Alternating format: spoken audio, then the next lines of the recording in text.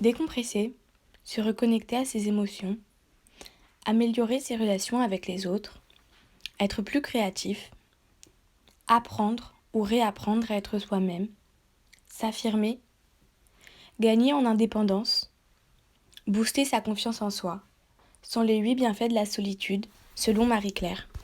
Certains trouvent le silence qu'elle apporte calme et reposant, même vertueux, car il est propice à une concentration optimisée et une introspection enrichissante. Selon Lucie Azéma, lors de son interview dans le podcast Émotion, pour elle, la solitude va même au-delà de tout ça. Ne pas chercher la rencontre, cet isolement volontaire, est pour elle comme une façon de s'émanciper, une façon de prouver à chacun et à elle-même qu'elle n'a besoin de personne d'autre pour s'épanouir. Malgré ça, la solitude reste, la plupart du temps, mal perçue par la société.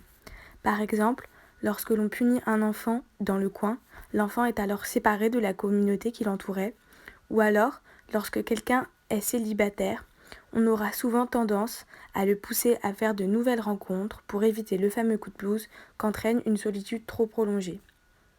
Ce sentiment difficile à décortiquer a été analysé par le chercheur en neurosciences John Cacioppo, qui le décrit comme un mécanisme d'alerte biologique. Il a d'ailleurs fait des recherches à ce sujet, prouvant que les gens vivant seuls sont généralement plus anxieux et plus disposés à céder à la junk food et à l'obésité, comme si en faisant cela, en mangeant trop, ils cherchaient à combler un vide. En effet, la solitude serait la cause de vraies souffrances psychiques.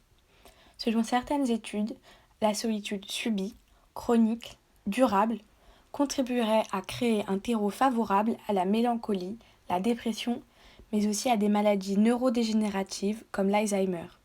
Celle-ci aurait également des effets délétères sur la santé et plus particulièrement sur le système cardiovasculaire et immunitaire. Ici, on s'attaque donc au lobe temporal qui est le centre de l'audition, de la mémoire et des émotions, mais également au lobe frontal qui est le lieu du raisonnement humain. Pour moi, la solitude a toujours eu quelque chose d'effrayant.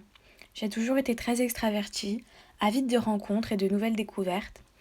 Alors lorsque j'ai appris que j'allais être enfermée pendant sûrement plusieurs mois, et seule les 3/4 du temps, je ne sais pas vraiment ce qu'il s'est passé.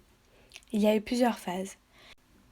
D'abord, je me suis mise à faire plein de choses en même temps, comme si la suractivité de mon cerveau me ferait peut-être oublier cette situation. Puis, plus rien avec l'arrivée des vacances et plus aucune classe pour structurer la journée. La motivation s'est envolée et la seule raison pour laquelle je me levais de mon lit était pour manger. Ensuite, je me suis mise à écouter de la musique à fond dans mes écouteurs et à danser en culotte, puis à m'effondrer la minute d'après. Un rien me faisait pleurer ou hurler de rire, c'était vraiment étrange. Aujourd'hui, j'essaie de prendre du recul, et je sais pas si ces trucs bizarres que j'ai ressentis étaient dus au confinement, mais c'est vraiment curieux. Curieux comment le cerveau peut réagir face à certaines situations. Est-ce que c'est instinctif, ou alors est-ce que cela dépend d'une expérience personnelle, d'un témoignage un peu flou, d'un traumatisme ou simplement d'un lointain souvenir? Le cerveau humain reste incroyablement mystérieux et intrigant. Alors même si la science nous en apprend un peu plus chaque jour, pourra-t-on vraiment comprendre totalement son fonctionnement? Comprendre le fil de nos pensées? Comprendre leur signification? Au fond, je crois que je préfère rester dans le doute. Parce que ma véritable question c'est: à quoi pense-t-on quand on est seul ?